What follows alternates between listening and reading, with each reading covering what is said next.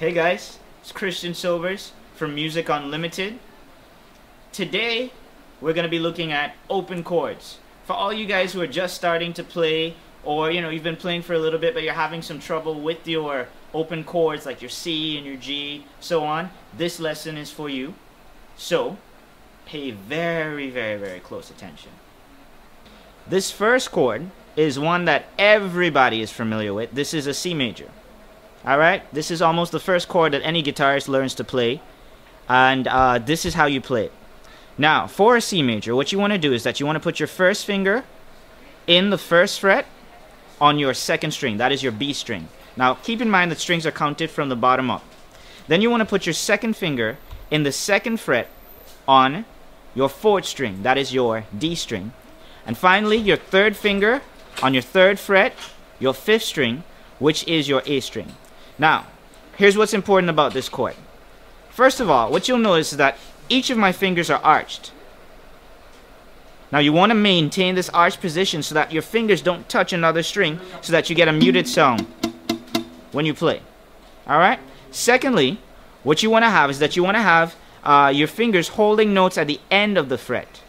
Now, this would be our top, and this is the end of our fret. Now note, it's not on the nut. We want it right before the end of the fret, so we can get a clean note. We don't want it in the middle, because we don't get such a clean sound. We want it right at the end of the fret. Alright? And you do that for each note.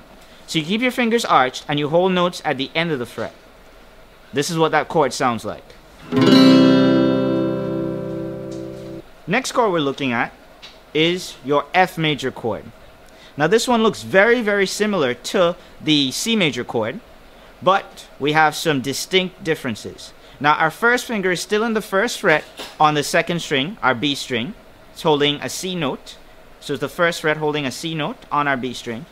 But our second finger is now in the second fret on our G string instead of on the D string. So that's our third string. And our third finger, instead of being on our A string like with the C, we have it on our D string. Again, our fingers are arched, and we're holding the notes at the end of the fret. Now for this chord, unlike the C major, we strum from our A string. Some people will strum from your D string, but you can strum from your A string. So that is your fifth string. That's this one right up here. So you strum from there. And this is your F major chord.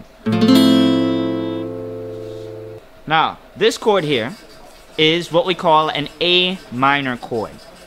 Now, we have our first finger in the first fret on our second string, which is our B string. We have our second finger in our second fret on our D string. And then we have our third finger in our second fret right underneath that D string. So it's on our G string. Our fingers are still at the end of our fret, and we have our fingers arched. Alright? And this is our A minor chord. We strum from our fifth string, which is our A string. This is a G major chord.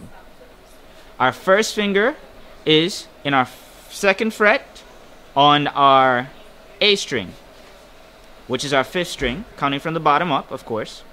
Our second finger is in our third fret on our E string, our low E string, which is our sixth string. Alright? And then we have our third finger now, also in our third fret, on an E string, but instead of our low E string, it's on our high E string, which is our first string at the bottom here. Alright? And this is your G major chord.